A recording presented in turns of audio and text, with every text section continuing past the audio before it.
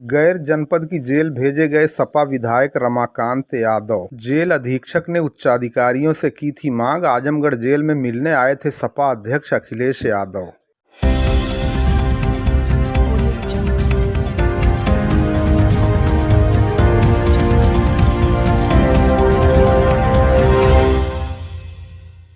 आजमगढ़ जनपद के इटौरा स्थित मंडलीय कारागार में पूर्व सांसद और फूलपुर पवई से वर्तमान सपा विधायक रमाकांत यादव को गैर जनपद की जेल में स्थानांतरित कर दिया गया है। बताया जा रहा है कि उन्हें फतेहगढ़ जेल भेजा गया है।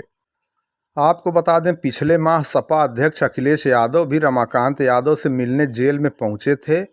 जेल में शांति व्यवस्था कायम रखने को लेकर माना जा रहा है कि कारागार के अधिकारियों ने रमाकांत यादव के ट्रांसफर की सिफारिश की थी। रमाकांत यादव जो वर्तमान में आजमगढ़ जेल में निरुद्ध थे, इनके जेल स्थानांतरण के संबंध में एक आदेश प्राप्त हुआ था, जिसके अनुपालन में पुलिस लाइन से पुलिस बल उपलब्ध कराते हुए उस आदेश का अनुपालन कराया गया है और स्थानांतरण पर रवाना किया गया है। कहाँ भेजे गए हैं? फतेहगढ़ जेल के लिए यहाँ से प्रस्थान कराया गया। सर, कितने लोगों को भेजा गया है यहाँ से और लोगों को? ये एक प्रशासनिक प्रक्रिया है जो जेल अधीक्षक हैं वो अपने विवेक के अनुसार जेल की व्यवस्था को देखते हुए समय समय पर कैदियों को प्रशासनिक आधार पर दूसरी जेलों में ट्रांसफ़र करने के लिए रिक्वेस्ट करते हैं, जिनको किया जाता है। उसी का अनुपालन आज कराया गया है। लालगंज में जल जीवन मिशन हर घर जल योजना के तीसरे चरण के अंतिम दिन का जागरूकता कार्यक्रम किया गया आयोजित।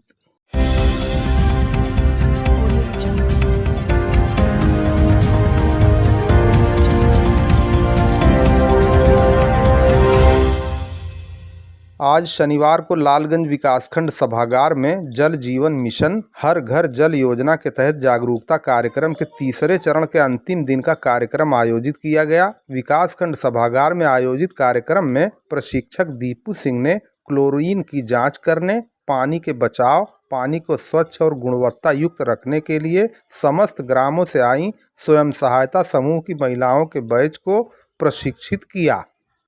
विदित हो कि पूर्व में प्रशिक्षण कार्यक्रम में लोगों को जल के संरक्षण और इसके सदुपयोग के प्रति जागरूक करने आदि समेत विभिन्न प्रकार की जानकारी प्रदान की गई थी। आज शनिवार को प्रशिक्षक दीपू सिंह द्वारा अंतिम चरण में उपस्थित लोगों को क्लोरीन की जांच करने, पीने के पानी का रखरखाव तथा घर और गांव में बने सार्वजनिक शौचालय का प्रयोग करने, खुले में शौच न करने के लिए ग्रामीणों को प्रेरित करने के लिए प्रशिक्षित किया गया। इस मौके पर प्रशिक्षक दीपू सिंह, प्रहलाद दुबे, राजमणि, मंजीत सहित अन्य ग्रामीण और स्वयं सहायता समूह की महिलाएं उपस्थित रहीं। 20 दिन से बार बार बिजली की कटौती से बसही अकबालपुर की जनता त्रस्त। उपकेंद्र देवगांव से सप्लाई किए जाने वाली बिजली की हालत इस समय काफ़ी ख़राब चल रही है। एक तो लो वोल्टेज और दूसरे बार बार बिजली कटौती से जनता काफ़ी त्रस्त है। गांव के मुहिबुद्दीन ने बताया कि बारिश न होने से रोपाई कम हो पाई थी। जो धान रोपा भी गया उसकी भी सिंचाई नहीं की जा पा रही है। दूसरी ओर दुकानदार सदर आलम ने बताया कि इससे व्यापार प्रभावित हो रहा है। तनवीर अहमद और नूर आलम मास्टर ने बताया कि इधर 15-20 दिन से बिजली की कटौती से गर्मी में जीना पूरी तरह दुश्वार हो गया है। मेरा नाम जो है तनवीर अहमद है, ग्राम बसही अकबालपुर, पोस्ट देवगांव, तहसील लालगंज, जनपद आजमगढ़ का मैं निवासी हूँ। इससे पहले जो योगी जी और मोदी जी के राज में जो लाइट आ रही थी, आज़ादी के बाद से आज तक ऐसी लाइट मिली ही नहीं। 18 घंटा 20 घंटा कंटिन्यू लाइट मिल रही है। लाइट में कमी नहीं है, कमी है सिस्टम में। क्योंकि सिस्टम में यहाँ मैं चाहता हूँ कि यहाँ जो है कोई सरकारी लाइनमैन हो या यहाँ जेई बैठा हो या कोई अदर एक अधिकारी वहाँ बैठा हो, जिससे हम अपनी समस्या लेके जाएँ, ताकि ये लोग हमारी समस्याओं को सुने और उस पर काम करें। बिजली आपकी खेती में कितनी सहायक साबित हो रही है? यहाँ तो जो स्थानीय जनता है, स्थानीय किसान है, यहाँ पे जो है या तो डीजल से सिंचाई होती है इंजन से, या तो बिजली है। तो उसका जो रोल जो है कम से कम 40% है बिजली का। लेकिन बिजली रहती ही नहीं तो सिंचाई क्या करेंगे? आप तो देख ही रहे हैं कि खेती सूख रही है। तो ये बिजली आने के बाद वोल्टेज की क्या स्थिति रहती है? वोल्टेज में भी बहुत अप डाउन रहता है। वोल्टेज भी बहुत सही नहीं रहता है जो है। अच्छा, क्या नाम है आपके गांव का और आपका नाम? हमारा नाम मोहिउद्दीन है, ग्राम बसही अकबालपुर। सदर आलम बसई। बिजली की स्थिति इस वक्त तो मतलब समझ में नहीं आती कि क्या जो पहले थी वही गांव है कि दूसरा कोई गांव है। इसलिए कि पहले जो है जब इलेक्शन का ज़माना था तो इतनी अच्छी बिजली थी कि हम लोग सोचते थे कि मतलब जो है बिजली अगर इसी तरह रहेगी तो सोचते थे कि चलो भाई 1000 रुपया मतलब देना पड़ता है तो क्या, लेकिन चलो कोई बात नहीं है महीने का बिजली की बिल। लेकिन आज तो 5 रुपया भारी पड़ रहा है।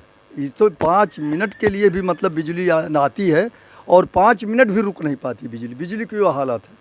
अब देखिए अंधेरे में हम लोग दुकान पे भी मतलब इन्वर्टर भी नहीं काम कर रहा है कि चार्ज करें, अंधेरे में काम करते हैं या तो मतलब कि कल में कोई टार्च और जला करके। और इस हालत में अगर यही हालत रही बिजली की तो देखने में तो समझ में आता है कि हम लोग पानी के लिए भी मुहताज हो जाएंगे। बारिश एक तो नहीं हो रही है, तमाम फसलें रद्द हो चुकी हैं और बिजली की उसके ऊपर फिर बिजली की मार है कि अगर हम लोगों को मतलब शेड्यूल के हिसाब से 5 घंटा भी दें और बता के दें कि सुबह के इतना घंटा देंगे, शाम को इतना घंटा देंगे, कोई मतलब सूचना भी होनी चाहिए कम से कम। देवगांव कोतवाली प्रांगण में नवागत कोतवाल गजानंद चौबे और क्षेत्र के ग्राम प्रधानों तथा संभ्रांत व्यक्तियों के बीच आगामी पर्व विश्वकर्मा पूजा और चेहल्लुम आदि को लेकर बैठक का आयोजन किया गया। सीईओ मनोज कुमार रघुवंशी भी कार्यक्रम में मौजूद रहे। इस अवसर पर विश्वकर्मा पूजा तथा चेहल्लुम पर्व को शांतिपूर्वक मिलजुल कर मनाए जाने का आह्वान करते हुए नवागत कोतवाल गजानंद चौबे ने कहा, अगर कोई समस्या उत्पन्न हो तो उसे प्रशासन को अवगत कराएं, इसका अविलंब निदान करने का प्रयास किया जाएगा। इसके बाद सभी ग्राम प्रधानों ने नवागत प्रभारी निरीक्षक देवगांव गजानंद चौबे का स्वागत किया। ग्राम प्रधान तरफकाजी संजय चौहान ने नवागत कोतवाल तथा क्षेत्राधिकारी को आश्वस्त किया कि यहाँ गंगा जमुनी तहजीब की जड़ काफ़ी मजबूत है और यहाँ की एकता की लोग मिसाल देते हैं, क्योंकि यहाँ गंगा जमुनी तहजीब आज भी पूरी तरह कायम है। हिंदू मुस्लिम दोनों मिलकर पर्व मनाते आए हैं और आगे भी मनाएंगे। इसके बाद स्मृति चिन्ह के रूप में डॉक्टर संजय चौहान के द्वारा नवागत कोतवाल गजानंद चौबे को राष्ट्रपिता महात्मा गांधी की तस्वीर भेंट की गई। मीटिंग में कस्बा देवगांव के प्रधान अनीस अहमद कुरैशी, मिर्ज़ापुर प्रधान प्रतिनिधि अशोक प्रजापति, प्रधान संघ के अध्यक्ष आनंद कुमार यादव उर्फ काजू, बनारपुर सलाहरा के ग्राम प्रधान मोहम्मद काशिफ तथा क्षेत्र के अन्य प्रधान और संभ्रांत लोग मौजूद रहे।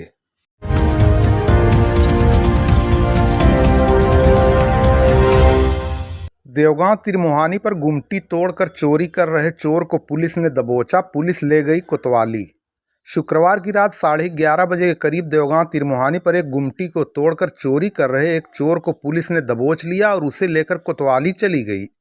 प्राप्त समाचार के अनुसार देवगांव कोतवाली क्षेत्र के सलाहरा गांव निवासी सिद्दीक उर्फ भोनू पुत्र निजामुद्दीन देवगांव तिरमुहानी पर रामलीला मैदान में कॉस्मेटिक आदि की दुकान किए हुए हैं। वो शुक्रवार को नित्य की भांति दुकान बंद करके अपने घर चले गए।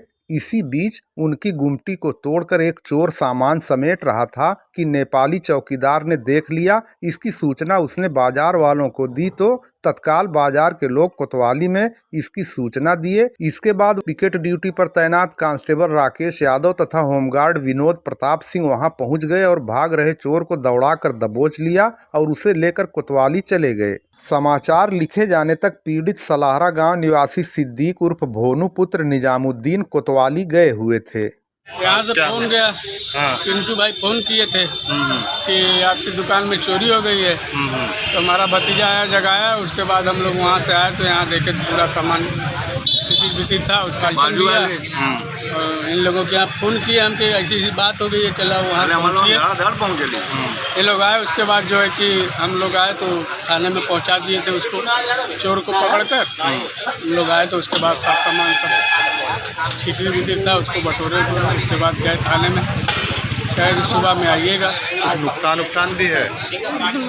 नुकसान का पैसा कौन था उसमें, जो गल्लो जो रहा वो खींचे रहा, उसमें पैसा रहा 1500 रुपये जो भी रहा। मतलब पैसा गायब है नहीं। रामलीला मैदान में उनकी दुकान थी बिठाटा की।